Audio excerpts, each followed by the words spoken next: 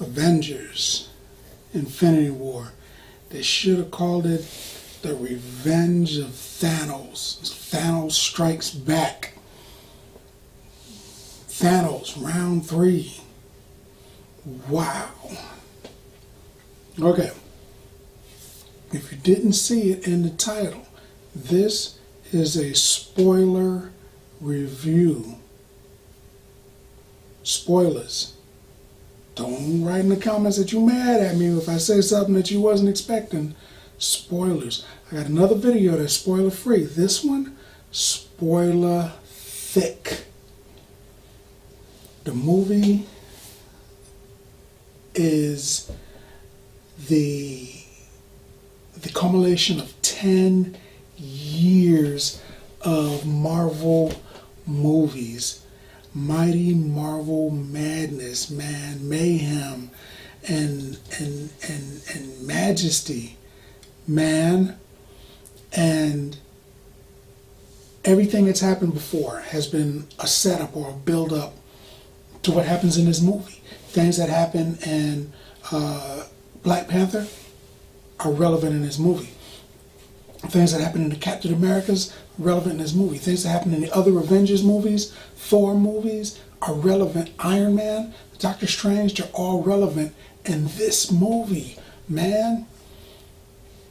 And it opens up to make sure that you understand that Thanos is not to be played with.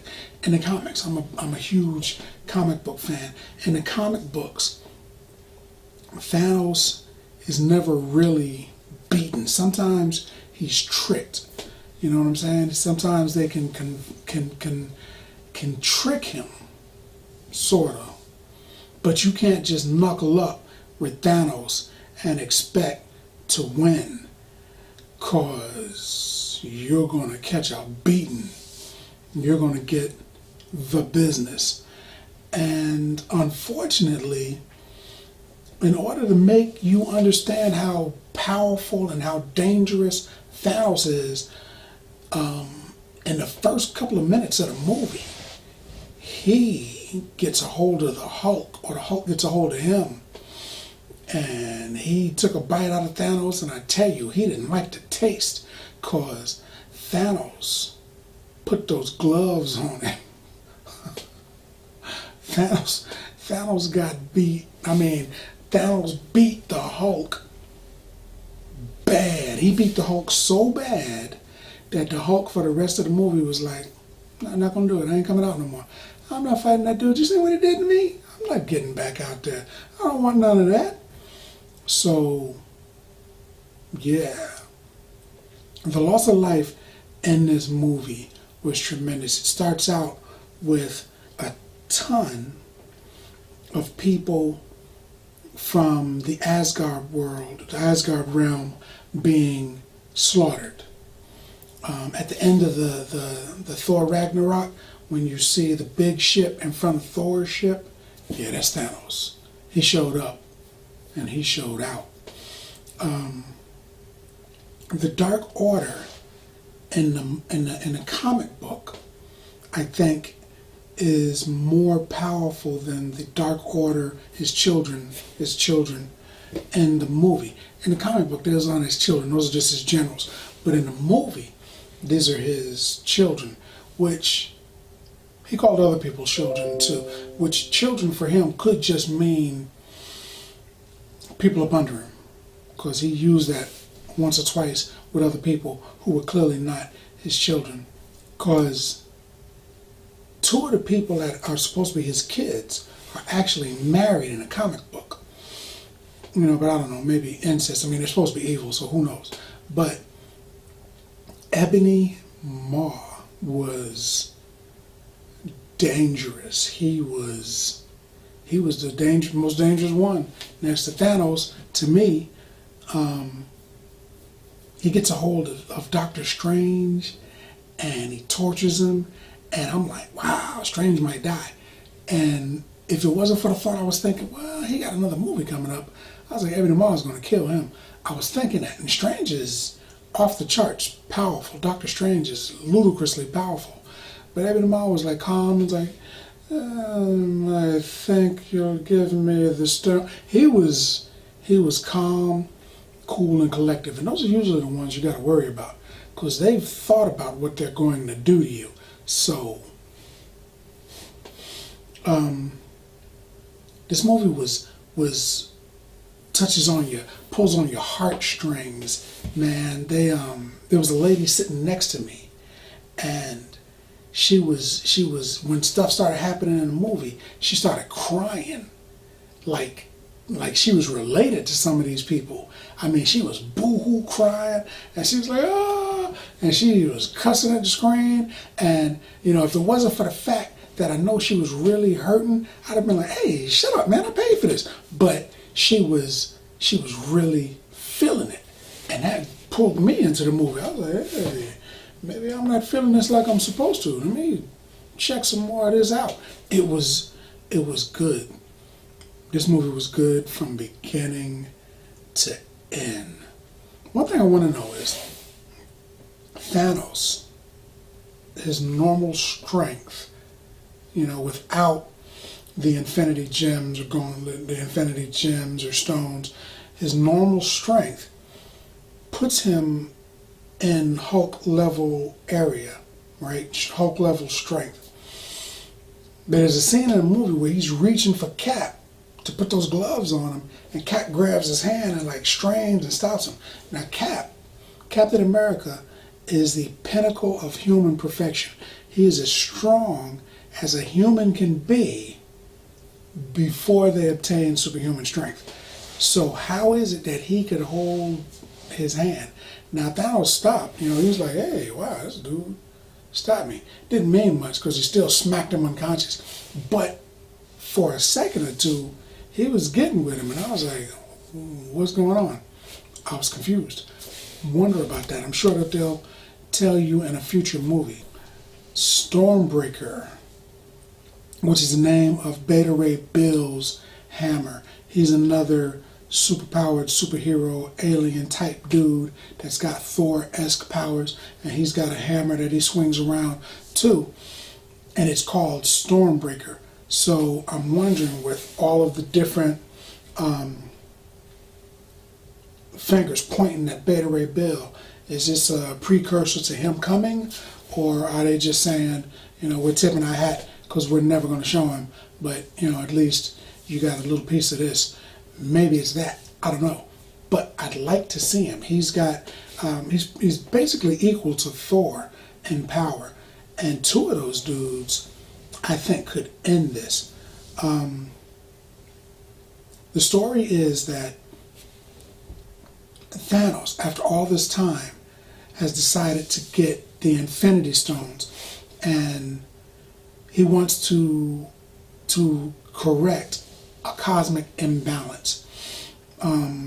He says that he's the only person that has noticed and has the testicular fortitude to go out and do something about a great injustice. And what that injustice is that life is growing at such a rate in the entire cosmos that there's not enough of anything to sustain life. So he's like, the only way to keep people, going is to wipe half of them out, and then there'll be enough food and supplies and land and whatever for everybody. So he's like, I'll just kill half the people and that'll fix the problem. And he even tells them afterwards, I'm just going to sit down and relax and let the sun come up on a universe that's thanking me. And his grasp of reality is great, and at the same time it's elusive, because that's crazy, but it makes sense to him. And this is when you get some of the best villains, like I mentioned before, Killmonger. He's a great villain because he had a goal that made sense to him. It happened to be evil, but he didn't see it that way. So he fought for it tooth and nail.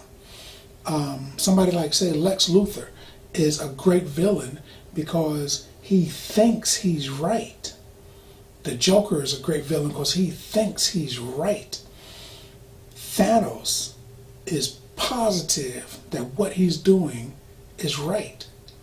And just to make sure it gets done, he'll slaughter anybody that gets in his way, including people that you wouldn't imagine he'd kill. The regular villain hits a movie, Marvel, DC, whatever, action, hits a movie on a skateboard. Thanos hit this movie with a 747. He just blew up. Every single time he was on screen, I was saying to myself, oh my God, somebody's gonna die, because he had that kind of a presence. He made you fear for the heroes. Usually you watch a movie and what something other companies may have done wrong is whenever the heroes show up, you're like, oh, well, good. They're going to save the day. Of course, they're heroes. They've got capes and superpowers, masks. Of course they'll win. Not so with Thanos. When Thanos shows up, you're like, oh my God, Cap, get out of there. Did you see what he did to the Hulk in the first credit? You're worried about the heroes. It was cool seeing the Iron Spider suit. Spider-Man got to wear that. That was cool. There was no Adam Warlock. I was waiting for Adam Warlock. There was no Adam Warlock. He didn't show up. I thought he was going to show up. He did not. Adam Warlock is the guy from the end of the second Guardians of the Galaxy that they hit him. What's his name? Alicia says, I think we'll call him Adam. That's another character from the books who pretty much puts an end to Thanos. And without him, I don't know what they're going to do. Get beat up again in another movie, I guess. Everyone was given a fair amount of screen time. There was a lot of people on the screen, and everybody got just what you would expect. Somebody like, say, Thor, he got a lot of screen time. Somebody like, say, Iron Man, he got a lot of screen time. Somebody like Ned, the Spider-Man's little chubby buddy, he got just a little bit of screen time, but you kind of expect that. He wasn't going to punch nobody in the face, so that made sense. Everybody got a fair amount of screen time. There was so much death. They killed a lot of people in this movie. And Thanos was just like, somebody gonna get these hands. He was deep into it. One of my favorite parts of the movie was how they broke everybody up into teams, and people had to do certain things. And some people knew that other people were doing stuff. Some people didn't know that other people were even involved. And they all got together and everything and broke up into groups and did their thing. And one of the groups was the Science and Sorcery group. It was Dr. Strange doing his hoodoo voodoo magic stuff, and it was Iron Man, Tony Stark, doing his repulsor blast and science thing. And that was cool, seeing the two of them work together with opposing views, which may have been a little bit into their whole background of science versus sorcery, the whole thing. They didn't really connect. They didn't really jive, and that made sense to me. That was kind of cool. They both wear the same mustache. That was cool. Wakanda ends up as the final battle, and a lot of the things that you see in the trailers didn't make the cut of the movie or were never in it to begin with. I think it's Marvel's way of saying, hey man, look over here, I'm dangling a carrot, and then bam, they smack you in the face with the actual movie. That was kind of cool because everybody didn't go in there thinking, I know what's happening. You don't. Trust me, if you haven't seen the movie, I'm surprised you're watching a spoiler video. You probably just want to know what's happening, right? I did it. But if you haven't seen the movie, then whatever you think is going to happen probably is not going to happen. This movie brought the funny. This movie brought the drama. It was a comic book movie. It was action. It was everything. Like I said, a lot of people cried. A lot of people was confused and stunned. And at the end of the movie, usually people get up and they clap when it's a great movie or whatever. It was none of that because people were awestruck. People were flabbergasted. People just couldn't understand what they had just seen. They were like, no, man, no, it's not supposed to happen like that. It should have happened like this. And not in a bad way, but in a surprise way. It was good. That was good. That was good. You're going to dig the interaction between Thor and Star-Lord. Star-Lord, even though Drax is part of the team, Star-Lord's usually the manly man of the team. But with Thor there, it's Thor. So he's automatically the manly man of the team. They give you an idea of how strong Thor really is. I mean, he's strong, of course. He's Thor. He's strong. You've seen the movies. And you don't think about him being so strong because, Hulk hit him with that sidearm and caught him with that sneak shot and knocked him off the screen. And you're like, well, he ain't as strong as the Hulk. And then they had the fight and Ragnarok, and then you start to think, well, maybe he is strong because he had the lightning and everything. He had control of his lightning powers, and he gave the Hulk a smack. They improve on that. They give you a better idea of how strong he is. That dude has been hitting the gym. But this is what I think about the movie. I think this movie gets... I don't think I've ever given one before, but this movie gets 10 bags of popcorn. 10 bags of popcorn. And I'm just wondering who's going to be in the next movie. But more importantly, what do you think about it? Have you seen the movie? What's your favorite superhero movie? What was your favorite character that you wanted to see in this movie?